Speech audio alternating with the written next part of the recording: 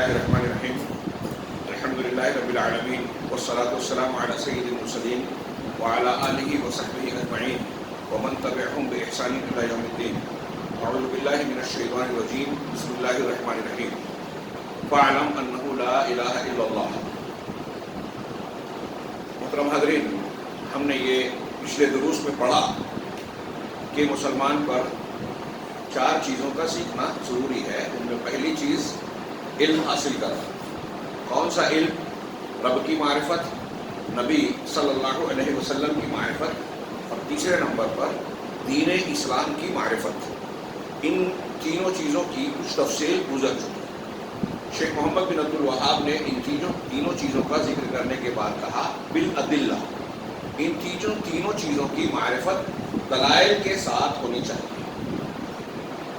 دلائل کے ساتھ. شیخ روحیلی نے تشریح کرتے ہوئے کہا کہ بالادلہ کا عطف تینوں چیزوں کے ساتھ ہے، یعنی رب کی معرفت دلائل کے ساتھ ہو، نبی کی معرفت دلائل کے ساتھ ہو، اور دین اسلام کی معرفت دلیلوں کے ساتھ ہو. شیخ رحمہ اللہ بالادلہ کے لفظ سے اس بات کی جانب اشارہ کر رہے ہیں کہ یہ عظیم الشان دین کی جو بنیادیں اور عظیم الشان امور ہیں، ان میں تقلید نہیں چل سکتی، اور نہ ہی یہ بات چل سکتی ہے کہ لوگ جو بات کہتے تھے ہم نے سن کر بغیر علم اور عقیدے کے اس کو کہنا شروع کر دیا. کئی مرتبہ شیخ نے کہا کہ حضرت براء بن عازب کی لمبی چوڑی روایت میں کئی مرتبہ یہ بات گزری کہ قبر میں جو 3 سوال ہوگا تو منافق اور کافر کیا کہے گا؟ ہا ہا لا ادری، ہائے ہائے میں نہیں جانتا. تمہارا رب کون ہے، تمہارا دین کیا ہے، تمہارے نبی کون ہے؟ ان سوالوں کے جواب میں وہ کہے گا حالانکہ دنیا میں سنتا تھا، لیکن وہ اس لیے جواب نہیں دے سکتا کہ وہ علم اور اعتقاد کے طور پر ان چیزوں کو اختیار نہیں کیے ہوئے تھا، اس لیے وہاں صحیح جواب کی توفیق سے محروم ہوگا. وہ جواب جو دے گا کہ سمعت الناس یقولون شیئا فقلت، کہ میں نے لوگوں کو ایک بات کہتے ہوئے سنی تو میں نے بھی کہا. تب فرشتے کہیں گے منکر نکیر کہ نہ تو نے پڑھا نہ جانا، اور پھر اس کے بعد عذاب کا سلسلہ شروع ہوگا. غور کیجئے اس حدیث میں اللہ کے رسول صلی اللہ علیہ وسلم کے ثابت شدہ ارشاد کے مطابق جب بندہ یہ کہے گا کہ میں نہیں جانتا تو فرشتے کہیں گے کہ تو نے پڑھا نہیں جانا نہیں. یہ سوال ہر کسی سے ہوگا.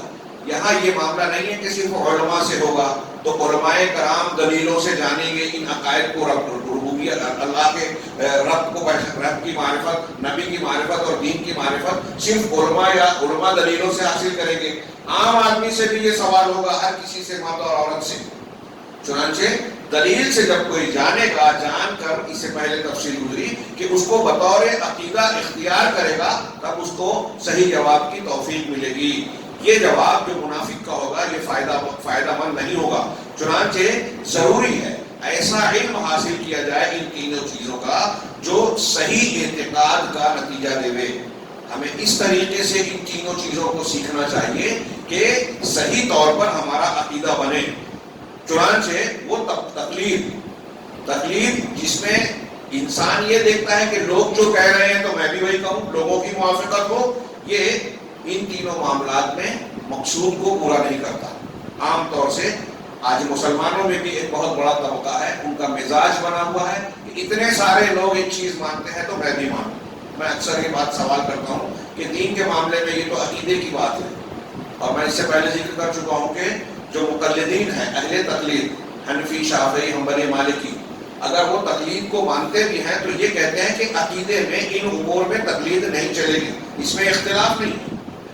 تو اب تقلید والا معاملہ دیکھیے تو بہت سارے لوگ، مثال کے طور پہ میں ایک بات بیان کرتا ہوں کہ 10 لوگوں کو پوچھیے کہ فلاں چیز کو مان رہے ہیں. اب اس میں سے کسی ایک کو پوچھیے کہ آپ کیوں مان رہے ہیں، تو کہتا ہے باقی 9 مان رہے ہیں اس لیے میں بھی مان رہا ہوں. دوسرے سے پوچھیے تو وہ کہتا ہے باقی 9 مان رہے ہیں اس لیے مان رہا ہوں. ہر کوئی یہی جواب دے رہا ہے، دلیل کسی کے پاس نہیں ہے. تو یہ معاملہ کم سے کم دین کی بنیادوں میں نہیں چلے گا. اس پر اہل تقلید کا بھی اتفاق ہے. چنانچہ ایسا علم ہونا ضروری ہے ان امور میں جس سے ہماری مراد ثابت ہو، مراد مقصود حاصل ہو، اور اس کو بطور عقیدے کے ہم اختیار کریں. شیخ کہتے ہیں کہ شیخ محمد بن عبد الوہاب نے الادلہ جو لفظ استعمال کیا، ادلہ دلیل کی جمع ہے. اہل علم کے نزدیک دلیل وہ چیز ہے جو مطلوب تک پہنچانے کی رہنمائی کرے. اور یہاں ادلہ سے مراد مصنف کا کلام صرف سمعی دلیلیں نہیں ہیں. قرآن و حدیث کے جو ہم سنتے ہیں اس کو سمعی دلیلیں کہتے ہیں. یہاں شیخ محمد عبد الوہاب کا مقصود صرف سمعی دلیلیں نہیں ہیں بلکہ اس سے سمعی یعنی قرآن و حدیث کی دلیلیں بھی مراد ہیں اور عقلی دلیلیں بھی مراد ہیں. فَيَعْرِفُ الْعَبْدُ رَبَّهُ بِالْأَدِلَّةِ السَّمْعِيَّةِ فِي الْكِتَابِ وَالسُّنَّةِ. چنانچہ بندے کے لیے ضروری ہے کہ قرآن و حدیث میں جو منقول اور سمعی دلیلیں ہیں اس کے ذریعے سے بھی اللہ کو پہچانے. اور یہ بھی ضروری ہے، یہ بھی ہو سکتا ہے کہ کائنات میں جو ادلہ کونیہ ہیں عقلی دلیلیں ان کے ذریعے سے بھی رب کو پہچانے اور کائنات میں غور و فکر اور تدبر کرے، اللہ کی مخلوقات میں غور و فکر کرے، اس لیے کہ یہ ساری چیزیں اللہ کو اور اللہ کی توحید کو ثابت کرتی ہیں. اس سے پہلے کچھ حصہ گزر چکا ہے. دنیا میں ایک بات یہ بھی یاد رکھیے کہ ہم یہ دیکھتے ہیں معاملی چیزوں میں کہ ہمیں اور آپ کو جتنی ضرورت ہے کسی چیز کی، اللہ تبارک و تعالیٰ کے قانون قدرت نے اس چیز کو ہماری ضرورت بلکہ ضرورت سے بڑھ کر اس کو مہیا کیا. ہوا کی ضرورت، سانس لینے کی ضرورت ہر وقت ہر جگہ ہے تو آکسیجن ہر جگہ بکھری ہوئی ہے. پانی کی جس قدر ضرورت ہے اللہ تبارک و تعالیٰ نے جہاں جہاں انسانوں کی حیوانات کی آبادی ہے وہاں وہاں پانی کی ضرورت فراہم کر رکھی ہے، ضرورت سے زیادہ فراہم کر رکھی ہے. دیگر تمام معاملات کا ایسے ہی جب ہم بار بار یہ پڑھ رہے ہیں سن رہے ہیں کہ انسان کی ان چیزوں سے بھی زیادہ بڑی ضرورت ہے توحید کو جاننا، اللہ کو پہچاننا، نبی کو جاننا، نبی کو پہچاننا. جب یہ زیادہ ضروری ہے ہوا پانی سے بھی تو ان کی دلیلیں، ان کے پروفز اللہ تبارک و تعالیٰ نے اسی قدر فراہم کر رکھے ہیں. دنیا میں سب سے زیادہ دلیل اگر کسی چیز کی ہے تو وہ توحید کی. توحید کے بعد اگر کسی چیز کی دلیل ہے تو وہ محمد رسول اللہ صلی اللہ علیہ وسلم کے سچے نبی اور قرآن کے اللہ کی سچی کتاب ہونے کی دلیلیں ہیں. یہ بات میں ہوائی نہیں کہہ رہا ہوں، اس کے اپنے مستقل مضمون ہیں جس پر علماء سلف و خلف نے موٹی موٹی کتابیں لکھی. دلائل النبوہ کے نام سے 17 یا 19 کتابیں علماء سلف کی ہے، دوسرے ناموں سے جو ہے وہ الگ ہے. نبی کریم صلی اللہ علیہ وسلم کے نبی ہونے کی دلیلیں بے شمار ہیں اور اس سے زیادہ اللہ کی توحید کی دلیلیں یہ قرآن و حدیث میں بھی ہیں اور کائنات میں بھی ہیں، ہمارے اپنے اندر بھی ہیں جیسا کہ اس سے پہلے بیان کیا جا چکا. تو اللہ تبارک و تعالیٰ کے یعنی رب کی معرفت شرعی اور سمعی اور عقلی دونوں دلیلوں سے ساتھ جانی جائے. اسی طرح نبی صلی اللہ علیہ وسلم کی معرفت بھی ادلہ سمعیہ قرآن و حدیث کی دلیلوں سے بھی حاصل ہوتی ہے. اور کہہ رہے اس پہ آگے شیخ نے کہا کہ کتنی آیات، کتنی نشانیاں ایسی ہیں جو نبی صلی اللہ علیہ وسلم کے لیے، اس نبی برحق کے لیے ثابت کرتی ہیں کہ یہ سچے رسول ہیں اور شرف رسالت سے متصف ہے، معمور ہے، جیسا کہ نبی صلی اللہ علیہ وسلم کی معرفت عقل کے استعمال سے بھی ہوتی ہے. قرآن و حدیث کی دلیلیں انہوں نے 2-3 دلیلیں اگر آگے بیان کی ہیں، میں نے مستقل دروس دیے ہیں اس پر بہت لمبے چوڑے، کہ بہت ساری اللہ کے نبی صلی اللہ علیہ وسلم کے سچے رسول ہونے کی دلیلیں، اس کی قسمیں بہت ساری ہیں. دلیلیں تو چھوڑیے، قسمیں بہت ساری ہیں. ماضی کی خبریں آپ نے دی، اب کتنی ماضی کی خبریں حضرت نوح علیہ السلام کے بارے میں، آدم علیہ السلام کے بارے میں، دیگر انبیاء کے بارے میں، پچھلی قوموں کے بارے میں آپ پڑھے لکھے نہیں تھے. آپ نے جو باتیں بیان کی کوئی غلط نہیں ہے. مستقبل کی خبریں دی جو آنے والی ہے. اب مستقبل میں ایک وہ مستقبل تھا جو آپ کی زندگی سے تعلق رکھتا تھا.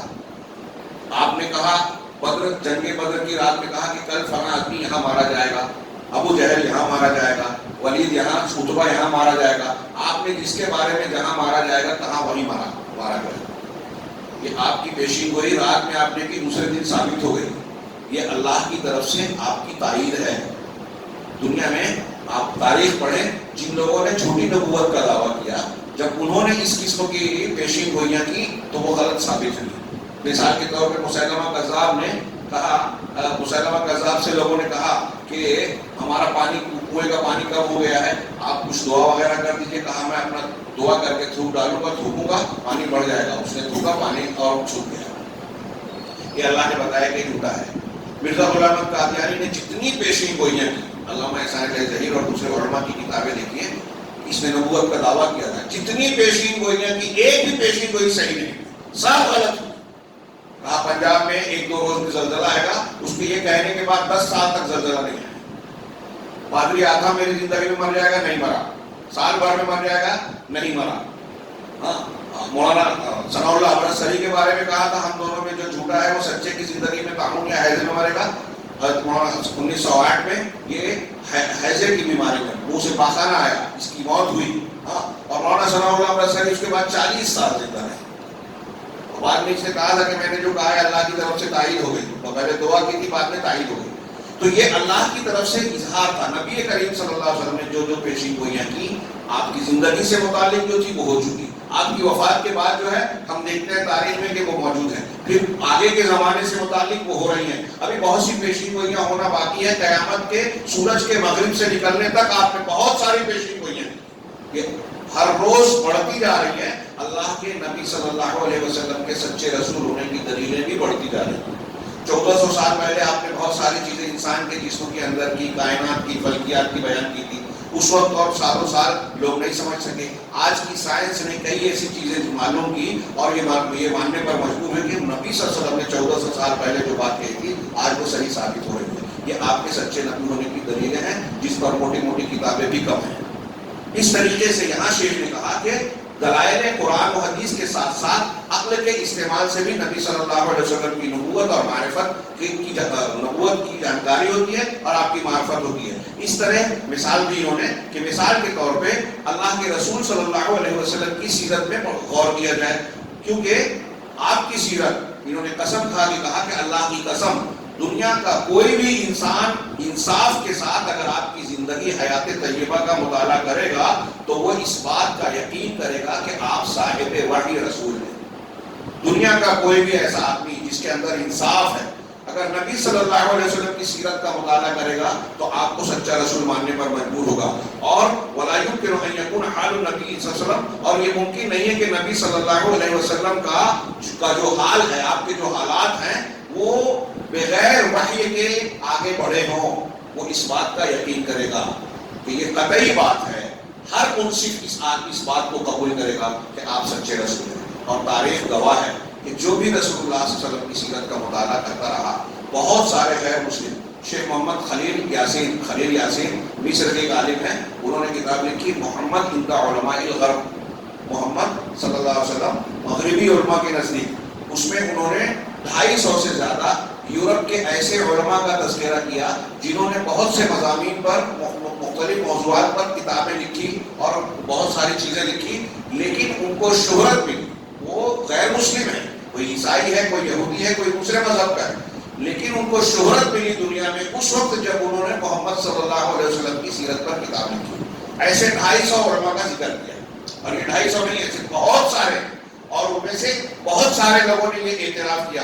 300 کے مائیکل ہارٹ کا 100 آدمیوں کا ذکر کیا تاریخ کے، اور پھر اس نے ترتیب دی. سب سے پہلا نام خود عیسائی ہے لیکن پہلا نام محمد صلی اللہ علیہ وسلم کا دیا، اور اس کی وجہ بتائی کہ دنیا میں انسانی تاریخ میں جتنی شخصیات گزری ہیں ان میں محمد صلی اللہ علیہ وسلم کی شخصیت ایسی ہے جس نے تاریخ پر سب سے زیادہ اثر ڈالا، تاریخ کا دھارا موڑ دیا. دنیا کی سب سے بڑی جاہلیت تھی آپ کی پیدائش سے پہلے، اور آپ کے نبوت کے بعد آپ کے 23 سالہ مدت میں جس قوم کو آپ نے تعلیم دی، پرورش کی، آپ نے تزکیہ کیا، وہ دنیا کی سب سے مہذب قوم بن گئی. صحابہ کرام، سب سے بڑی جاہلیت سب سے بڑی تہذیب میں تبدیل ہو گئی. یہ کوئی چھوٹی موٹی بات نہیں ہے.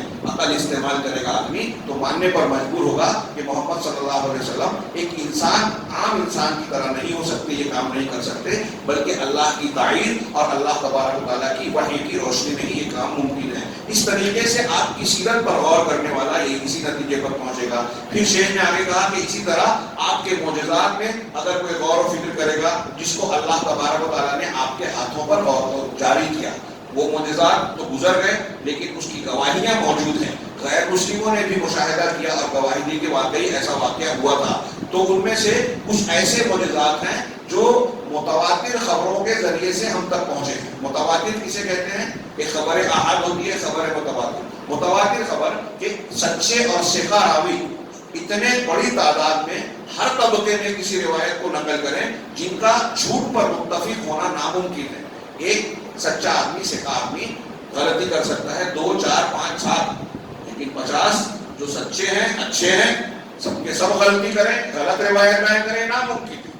تو ہر طبقے میں اللہ کے رسول صلی اللہ علیہ وسلم کے زمانے میں، پھر ان کے بعد ہر طبقے میں اتنی بڑی تعداد نے کوئی روایت نقل کی ہو جن کا جھوٹ پر متفق ہونا یا غلطی کرنا سب کے سب کا ناممکن ہو، اس کو ایسی روایت کو متواتر کہتے ہیں۔ قرآن ہم تک جو پہنچا ہے پورا کا پورا تواتر کے ساتھ پہنچا ہے، اور بہت ساری حدیثیں بھی ایسی ہیں جو متواتر ہیں۔ نبی صلی اللہ علیہ وسلم کے بہت سے معجزات ایسے ہیں جو متواتر ہیں، اور متواتر کے ذریعے سے جو خبر ملتی ہے، تواتر کے ساتھ جو خبر ملتی ہے، وہ یقین کا فائدہ دیتی ہے، مطلب وہ یقینی بات ہوتی ہے۔ ان میں سے کچھ ایسے معجزات ہیں جو آج بھی باقی ہیں، جیسے مثال کے طور پہ قرآن کریم۔ قرآن کریم کا معجزہ آج بھی زندہ ہے۔ قرآن اور حدیث کے بیانات کے مطابق زمزم کا پانی اور حرمین وغیرہ میں کچھ چیزیں آج بھی موجود ہیں۔ زمزم سے متعلق جو فوائد قرآن و حدیث میں بیان کیے گئے ہیں، سائنس کی لیبارٹری نے اس کا جب چیک اپ کیا تو قبول کیا کہ دنیا میں اس سے اچھا پانی نہیں ہے، بہت سی بیماریوں کا علاج ہے۔ اس میں کچھ ایسے اجزاء ہیں جو کہیں نہیں پائے جاتے، یہ پانی سڑتا نہیں ہے۔ اب قرآن و حدیث میں دیکھیے زمزم کی جو تعریف کی گئی ہے، کچھ نشانیوں میں سے میں نے ایک زمزم کا ذکر کیا مثال کے طور پہ۔ قرآن مجید ایک آپ کا دائمی معجزہ ہے۔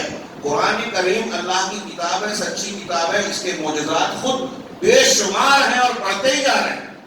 اس کی فصاحت، بلاغت، اس میں جو علم ہے، سائنسی باتیں، کائنات کی باتیں، انسان کے اندر کی باتیں، ماں کے پیٹ میں جو بچہ اور جنین جو پرورش پاتا ہے اس کی تفصیلات، جو آج کے دور میں چند سالوں پیشتر تک یعنی 25 30 40 سال کے پہلے جو آج کے انسان جان سکا، وہ حقیقتیں قرآن نے 1400 سال پہلے بیان کی تھی، جب اس وقت ایک عام پڑھا لکھا آدمی بھی وہ چیزیں نہیں بیان کر سکتا تھا۔ تو ایک ایسا نبی جس نے کسی اسکول میں کبھی تعلیم حاصل نہیں کی، جن کو امی کہا جاتا ہے، وہ کیسے بیان کر سکتے تھے؟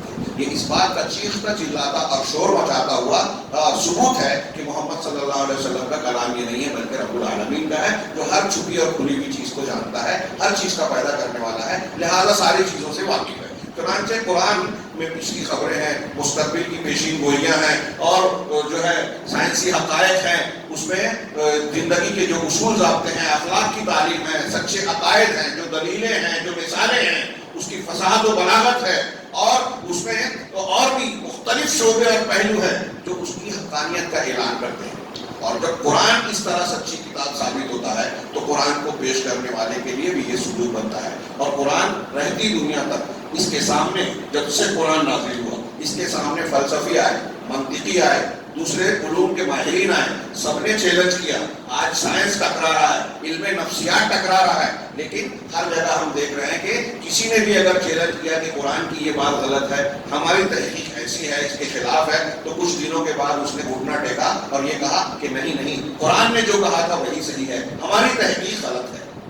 علم جنین کے متعلق کھلی مثال ہے۔ شروع کی تحقیقات قرآن سے، جب انسان کا علم کم تھا تو قرآن سے ہٹ کر کچھ باتیں کرتے تھے۔ آج جب سونوگرافی اور اس سے بھی آگے کی مشینوں کا ایجاد ہو گئی ہے، انسان کے تمام مراحل کو انسان دیکھ لیتا ہے، بچے کو کس طرح سے پرورش ہوتی ہے، تو یہ ماننے پر مجبور ہے کہ 1400 سال پہلے قرآن نے جو باتیں کہی تھی، محمد رسول اللہ صلی اللہ علیہ وسلم نے حدیثوں میں جو اس کی تفسیر بیان کی تھی، وہ بالکل صحیح ہے۔ یہ کوئی چھوٹی موٹی بات نہیں ہے۔ اس طرح یہ میں کچھ چند مثالیں دے کر بات کو آگے بڑھاتا ہوں، اس وقت تو موقع زیادہ نہیں ہوتا۔ تو دوسری چیز جو ہے کہ آپ کے معجزات میں اور معجزات میں سر فہرست زندہ معجزہ قرآن ہے۔ جو شخص اس پر غور کرے گا، قرآن پر، اس کے معنی پر، اس کی ترتیب میں، اور اس کے جو اس کے تناسب سے تعلق رکھنے والی چیزیں ہیں اس میں غور کرے گا، وہ یقینی طور سے جان جائے گا کہ یہ اللہ کا کلام ہے، وحی الہی ہے۔ ایک نبی امی، ایک ایسا شخص جس نے کسی مدرسے میں کسی استاد سے کچھ پڑھا نہیں ہے، 40 سال قوم مکہ کے لوگوں میں ان کی آپ کی زندگی موجود تھی کہ آپ کس طرح پلے بڑھے اور پروان چڑھے۔ 40 سال تک ایک گفتگو کر رہے ہیں، 40 سال کے بعد اچانک ایک کلام پیش کر رہے ہیں اور چیلنج کر رہے ہیں کہ اس کے جیسا، اگر تم کو شک ہے کہ اللہ کا کلام ہے تو اس کے جیسا کلام لے آؤ۔ عرب کے لوگ اپنے آپ کو جو ہے بہت زبان آور سمجھتے تھے، دوسروں کو اجمی اور گونگا کہتے تھے، ان کی زبان دانی انتہائی اعلیٰ تھی۔ ہر سال ان کے یہاں زبان دانی کا مقابلہ ہوتا تھا، ان کے میلوں میں جو ہے شعرا جو کلام پیش کرتے تھے، جج اس کو نمبر دیتے تھے، جو پہلا نمبر آتا تھا اس کو کعبہ کی دیوار میں لٹکایا جاتا تھا۔ انتہائی اعلیٰ زبان دانی تھی، ان کو زبان پر فخر تھا، اور اللہ تبارک و تعالیٰ نے اسی زبان میں قرآن کو نازل کر کے کہا کہ اگر تم کو اپنی زبان دانی پر فخر ہے تو اس کے جیسی ایک سورت لاؤ، ایک سورت نہیں تو 10 آیتیں لاؤ، ایسے بھی نہیں کر سکتے تو ایک آیت لاؤ، اور اگر یہ بھی نہیں کر سکتے فلیأتوا بحدیث مثلہ، اس قرآن کے جیسا ایک حدیث لاؤ۔ کفار مکہ کو چیلنج کیا گیا، ان کا رد کیا جا رہا تھا، وہ محمد صلی اللہ علیہ وسلم کے مخالف تھے، اگر اس کا جواب دینے کی ان کے اندر طاقت ہوتی تو کیا جواب نہیں دیتے؟ سارے تقاضے تھے کہ جواب دیں۔ نبی کریم صلی اللہ علیہ وسلم کی مخالفت کی، مذاق اڑایا، الزامات لگائے، آپ کے ساتھیوں کو ستایا، آپ کو ہجرت پر مجبور کیا، قتل کی کوشش کی، بعد میں جنگ بھی کی، بائیکاٹ کیا، کیا نہیں کیا، لیکن اس چیلنج کا جواب نہیں دیا، بلکہ قدم قدم پر ان کی جانب سے یہ اعتراف آیا کہ ما ھذا قول البشر، یہ انسان کا کلام نہیں ہو سکتا۔ مکہ کے ان عربی جاننے والے، اعلیٰ عربی کے واقف کار لوگوں سے لے کر آج تک اس چیلنج کا جواب کوئی نہیں دے سکا، اور اللہ نے قرآن میں کہا ہے کہ لا یأتون بمثلہ ولو کان بعضهم لبعض ظہیرا، کہ قل لئن اجتمعت الانس والجن علی ان یأتوا بمثل هذا القرآن، اگر سارے انسان اور جنات اکٹھا ہو جائیں اس بات پر کہ قرآن کے جیسا کچھ کلام بنا کے لے آئیں، تم نہیں لا سکتے، اگرچہ کہ ایک دوسرے کے مددگار ہی کیوں نہ ہو۔ کتنی بڑی بات ہے۔ محمد صلی اللہ علیہ وسلم 23 سال تک بار بار یہ چیلنج پیش کرتے رہے۔ ایک آدمی جس کو اپنے شکست کھانے کا ڈر ہو، وہ ایسا چیلنج نہیں کر سکتا جس میں وہ مات کھا جائے۔ آپ نے چیلنج کیا، مکہ والوں نے جیسا کہ میں نے بتایا سب کچھ کیا، اس کا جواب نہیں دیا، یہ آپ کے حقانیت کی دلیل ہے۔ اور جب جب جو علم قرآن سے ٹکرایا تب تب وہ علم نے گھٹنے ٹیکے، قرآن اپنی جگہ قائم رہا۔ یہ اللہ کا کلام 1400 سال پہلے آج بھی قائم ہے۔ کاش کے وقت ہوتا۔ ابو امینہ بلال فلپس سے امریکن فوج کی ایک لیڈی آفیسر نے پورے انہوں نے دعوت دی پہلی گلف وار کے بیچ میں، شاہ فہد نے ان کو ہیلی کاپٹر دیا، کہا کہ ان انگریز اور امریکن سپاہیوں میں اور متحد یونائٹڈ جو فوج ہے ان کے اندر اسلام کی تبلیغ کرو۔ تو جب ایک لیڈی آفیسر جو امریکہ کی تھی اس سے انہوں نے کہا کہ یہ قرآن جو ہے انسانیت کے سارے مسائل کو حل کرتا ہے، ان کا حل پیش کرتا ہے، تو اس نے کہا کہ میں نے توریت وغیرہ پڑھی ہے، ایسا کوئی آسمانی کتاب دعویٰ نہیں کر سکتی، اور قرآن تو تمہارا 1400 سال پہلے نازل ہوا ہے، اگر تمہارے کہنے کے مطابق تو آج کے پرابلمس کو کیسے وہ سالو کر سکتا ہے؟ ابو امینہ بلال فلپس نے کہا کہ قرآن اور اس کے ساتھ صاحب قرآن کی بات سے حل ہوتا ہے، آپ کچھ سوالات دیجیے، میں کوشش کروں گا جواب دینے کی، نہیں دے سکا تو 2-4 دن بعد ہوگا۔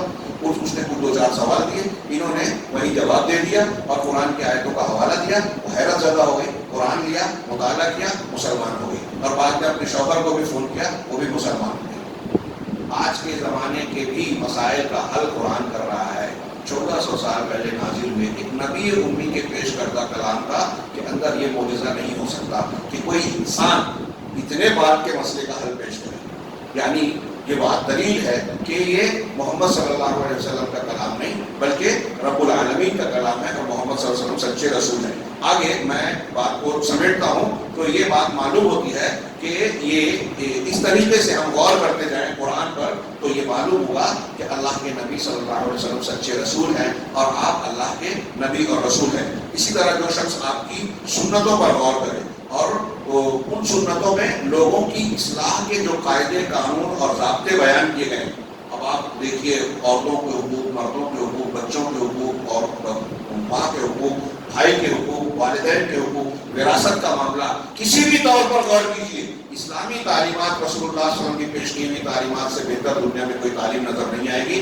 ان تعلیمات پر بھی جو غور کرے گا، احادیث نبویہ پر جو غور کرے گا تو وہ اس یقین پر پہنچ جائے گا کہ ان تعلیمات میں دنیا کے لوگوں کی خیر ہے، صلاح ہے، فائدہ ہی فائدہ ہے، اور یہ چیز وحی کے بغیر ممکن نہیں ہے۔ چنانچہ نتیجے کے طور پر کہتے ہیں نبی صلی اللہ علیہ وسلم کی معرفت سمعی دلائل سے بھی ہوتی ہے، جیسا کہ عقل اور شعور کو استعمال کر کے بھی، اس میں غور و فکر کر کے بھی اللہ کے نبی کی معرفت حاصل ہو سکتی ہے۔